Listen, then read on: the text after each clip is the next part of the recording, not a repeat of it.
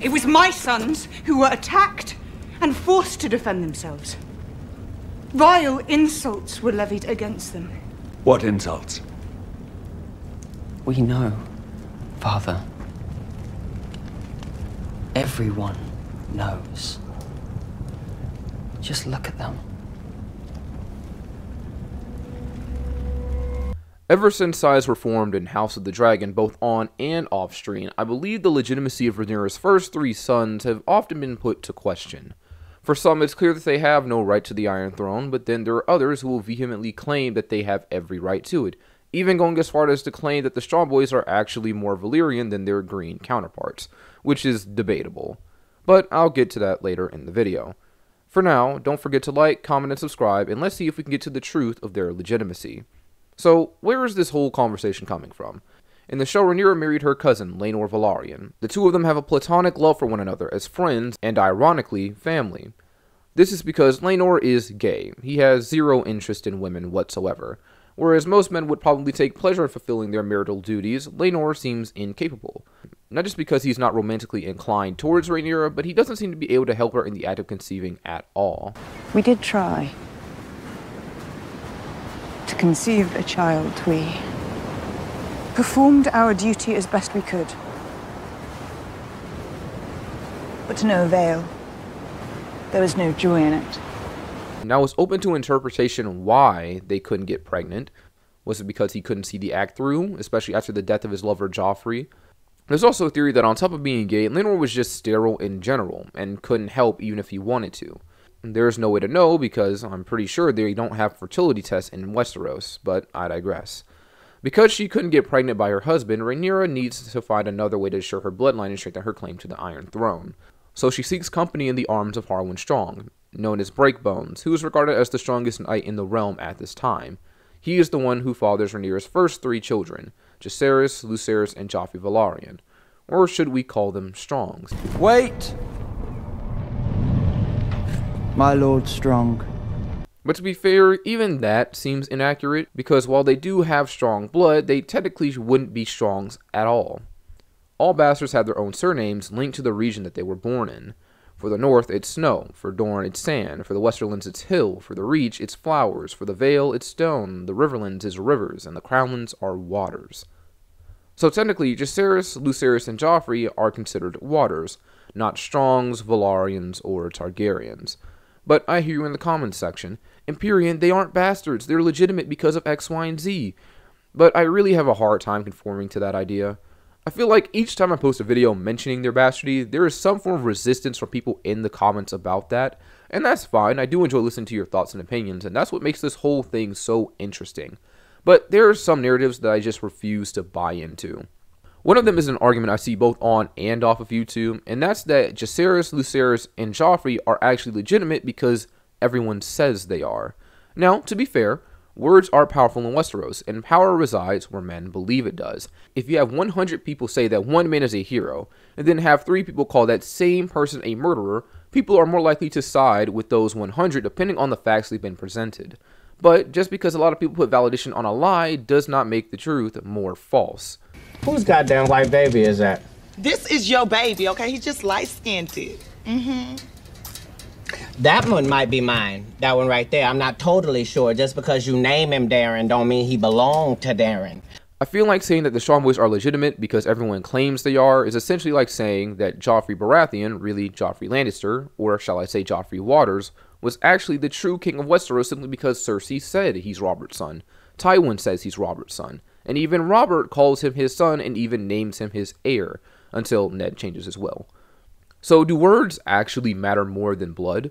Was Ned in the wrong for changing Robert's will and protesting Joffrey's ascension because everyone said that he was the heir? The idea that Viserys, Corlys, and Rhaenor claiming the Strongboys as family makes it legitimate doesn't make much sense to me.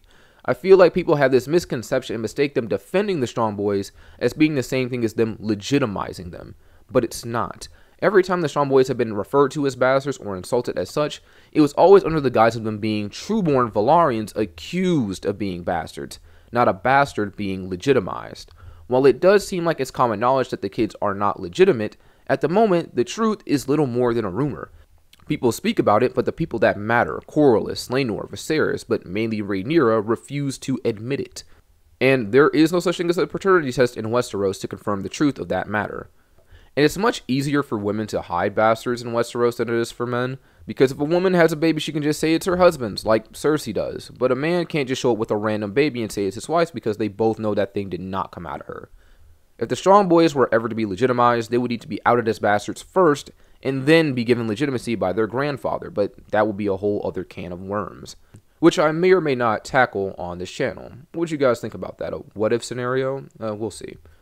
I've seen so many people who just ride or die in the case of the Strong Boys' legitimacy. Like, anyone who goes against them is just power-hungry and ambitious, and doesn't know what they're talking about. They call the Greens unreasonable and heinous for protesting the Strongs, but what about Ned? Ned learned the truth, changed his best friend's will, and tried to get Joffrey off the throne. Joffrey, as I mentioned before, is in a very similar situation to Rhaenyra's sons, paraded around as the heir apparent only for the truth to be found out, and his claim is rebuffed, and everyone who rebuffs his claim is seen as a selfish traitor. But some of these people were just trying to uphold duty and tradition, like Ned and Stannis. Ned wasn't an evil man. He wasn't even ambitious. If he was, he would have just let Sansa marry Joffrey and become queen. He would have bent the knee. But no, instead, he was trying to do the right thing. Though what the right thing really is often debated in Westeros. But the fact of the matter is, blood means something, no matter what Corlys says. History does not remember blood.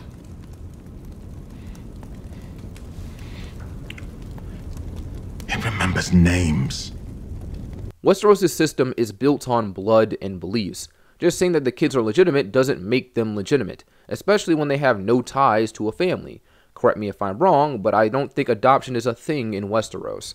But of course, I hear you again. Joffrey was different. He had no Baratheon blood whatsoever. But the claim the Strong Boys have to the throne comes from Rhaenyra, not Rhaenor, so it doesn't matter. But respectfully, I say that you are wrong.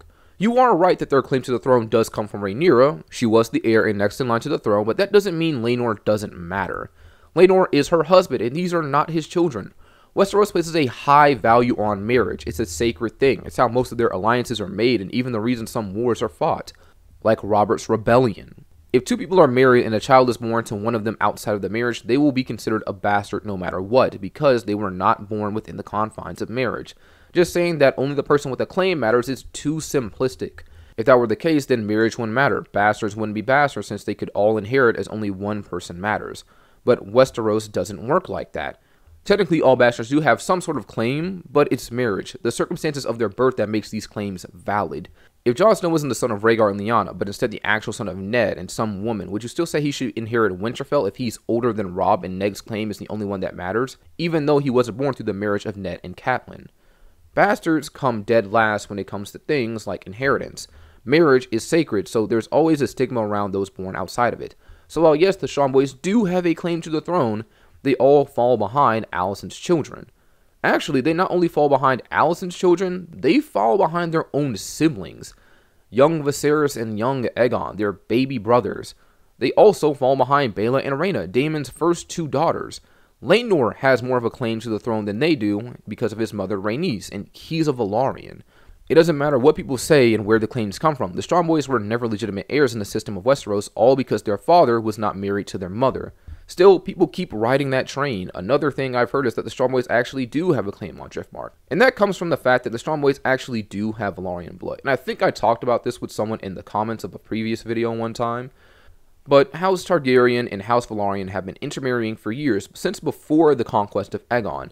Aegon the Conqueror and his sister's mother was actually a Velaryon. Aegon's son Aenys married a Velaryon named Alyssa, who is the great-great-great-grandmother of the Strong Boys. So people don't see the issue with them inheriting Driftmark because of that. But the thing is, that Velaryon blood from way back when will be considered just that. It's a distant relation. The Targs have been marrying within the family for years at this point, so after a while they won't even consider themselves closely related to House Velaryon. They may still call themselves kin, but not close family. Whatever claim their ancestors had wouldn't be taken that seriously. And that's possibly because it comes from women, and at the moment, the political claims of women outside of House Targaryen are not as favored as men. But even then, it still doesn't make much sense. It's like saying that Corlys should be king, or has a claim on the Iron Throne, technically because his great-great-great-grandfather was Aegon the Conqueror's cousin. But while we're talking about blood, did you know that the Strongboys are only around a quarter Valyrian? The reason I'm saying Valyrian instead of Targaryen and Velaryon is because they've been intermarrying for years. Like I said before, there are a few Velaryons in the Targaryen tree and a few Targaryens besides Rhaenys in the Velaryon tree. In the books, they were practically indistinguishable from the Targs, but they made them black in the show. Regardless though, when you break down the Strongboys' biology, they're not as Valyrian as the rest of their family. When people have kids, you essentially split the genes in half, so 50-50 from each parent, from Rhae and Harwin. Rhaenyra is not a full-blooded Valyrian despite her looks. She's 75% Valyrian. Her grandfather on her mother's side was an Arryn, so her mother is half of each. Viserys, though, is a full-blooded Valyrian. So Rhaenyra is about 25% Arryn. When she gets with Harwin, let's say he's 100% strong or Riverlander or Westerosi, whatever. So when he gets with Rhaenyra, the kids are 50% him and 50% Rhaenyra. When you do the math for Rhaenyra's blood, the kids aren't even half Valyrian. If you split the genes in half accordingly, they are 50% strong, 12.5% Arryn, and 37.5% Valyrian. So 62.5% of them is Westerosi in origin. This means that Alicent's children, who are 50% Valyrian, are actually physically, biologically, more Targ than they are. But what's even crazier is that young Aegon and Viserys are more Valyrian than them as well. Daemon is a full-blooded Valyrian, so when you do that math, the 50% from him and the 37% from Rhaenyra make the babies 87.5% Valyrian, with the other part being that 12.5% Arryn that I mentioned before.